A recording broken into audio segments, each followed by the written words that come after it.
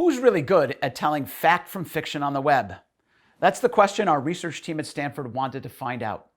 We tested 3 groups on a series of online tasks. Undergraduates at Stanford, among the toughest places to get into in the country, history professors from 4 different universities, and fact checkers from the nation's leading news organizations. There were striking differences in how these groups did. Listen to how this Stanford student approached an article on a site called minimumwage.com about Denmark's minimum wage. Denmark's $41 menu. Proponents of raising the minimum wage often point to Scandinavian countries like Denmark as models for American labor policy, but the devil's in the details. Take this week's New York Times profile of the comparatively high Danish minimum wages.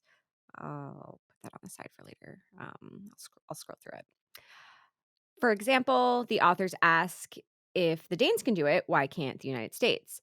We just talked about this in my sociology class. It seems to work really well for Denmark, but one of the problems we came across was that they are a homogenous small country. So it makes it easy for this kind of stuff to happen. Whereas in a melting pot like the United States, there are more nuances to be considered. In the midst of a mostly fawning piece on Danish labor policy, the authors unwittingly answer their one known question. It would lead to higher prices and fewer job opportunities. The student then followed the link to the New York Times before returning to the original site to offer her evaluation.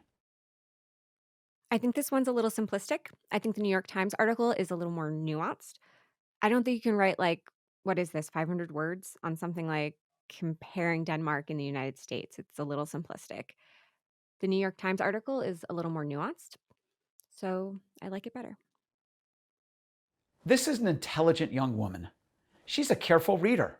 In fact, she demonstrates many of the close reading strategies promoted by the Common Core. But what doesn't she do? She never investigates the site itself. As a result, she never learns about the organization behind the site and who backs them. Now compare how a fact checker approached the same task. Set your stopwatch and count how long he stays on the site before opening another tab. Actually, before opening 7 tabs. Employment Policies Institute. Again, Wikipedia has something to say about it. Oh, also SourceWatch. That was interesting. Let's see what else is here. Uh-oh. I don't know who that is, but Berman Exposed.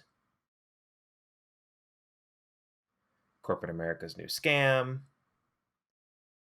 Here we go. New York Times has an article. And Charity Navigator. All right.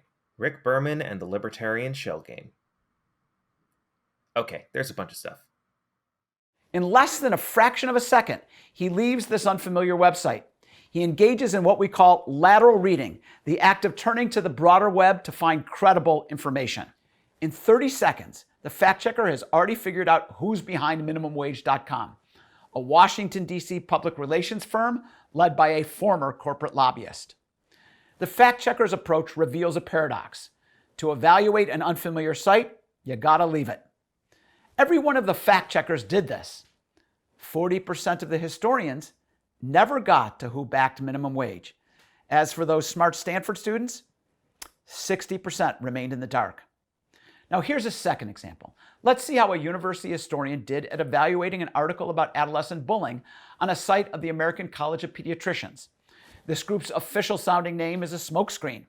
It's actually a fringe group of anti-LGBTQ pediatricians that's been called a hate group by the Southern Poverty Law Center and condemned by Francis S. Collins, the director of the National Institutes of Health.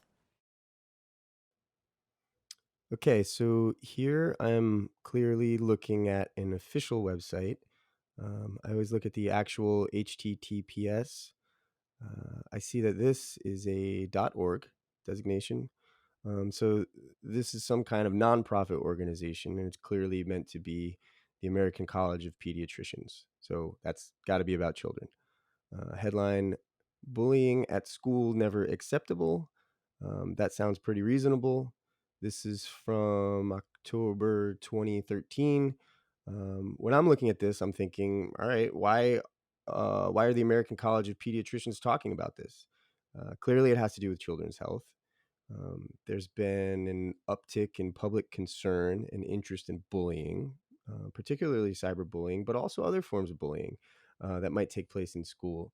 Um, this is meant to be a resource for people interested in this topic who want to understand its effects and how to prevent it. It has references to, kind of standard scientific literature, kind of backing up some of its claims. So it has a kind of authoritative tone to it. It's just meant to basically be a useful resource for people trying to learn about bullying and then try to address it. This historian never leaves the original website. As a result, he learns practically nothing about the organization behind it. Now, here's a fact checker's approach to the same site. The American College of Pediatricians. Okay, so the first thing I would do is see if I can find anything about the organization. Even something basic like Wikipedia. The American College of Pediatricians, a socially conservative association of pediatricians and other healthcare professionals in the United States. So that's interesting. The college was founded in 2002 by a group of pediatricians, including Joseph Zanga, a past president of the American Academy of Pediatrics, as a protest against the AAP support for adoption by gay couples. So it was initially founded in protest against that. It's been described by its president as an organization with Judeo-Christian traditional values that is open to pediatric medical professionals of all religions that hold true to the group's core belief: life begins at conception. So it's pro-life, and that the traditional family unit headed by a different sex couple poses far fewer risk factors in the adoption and raising of children. So it's anti-gay marriage. That's the kind of thing I never would have known if I had just looked at this. In a little more than a minute, the fact checker has learned far more about the organization than this historian ever did. So now I'm just reading the abstract. Schools should encourage an environment of respect. No one should be... Right, so this is interesting. The idea that no one should be harassed, but no group should be singled out for special treatment. I feel that's often code for, whatever. Kids who are more likely to be bullied, students of color, queer children, or whatever shouldn't be specially protected. Notice how the fact checker reads the article once he's gathered background information from a brief lateral search. He speculates that the phrase, "no group should be singled out for special treatment," is a dog whistle for "do not provide special protection for LGBTQ youth," a speculation that turns out to be right on the mark. Because the fact checker left the original page to learn about the organization, he was able to see things that deceive readers who never left the site. When presented with this article and another from the American Academy of Pediatrics, the nation's premier organization of pediatricians with more than 64,000 members, only half of the historians confidently identified the article from the American Academy of Pediatrics as the more reliable. Just 20% of the Stanford students did. In contrast, every single one of the fact checkers selected the American Academy of Pediatrics as the more authoritative site, and they did so in a fraction of the time. What is it about the web that makes these smart people look, well, less than smart? Smart people often focus on a single page and read vertically. When searching, they look for familiar and easy gamed markers of credibility, like a site's look or a .org URL. They lacked a strategy for deciding where to click first. But their biggest problem? They thought they could outsmart the web. It's hubris that doomed them. In contrast, fact checkers almost immediately left an unfamiliar site, reading laterally, turning to the broader web to understand the first site. When they searched, they engaged in what we call click restraint, pausing to scan the snippets that accompany each search result and making a wise choice about their first click. They distrusted their intelligence and relied on other reliable sources to get smart quickly. The most important thing, they understood the web as a web. If you want to understand a single node in a web network, you must see how it connects to other nodes. That, in a nutshell, is what lateral reading is all about.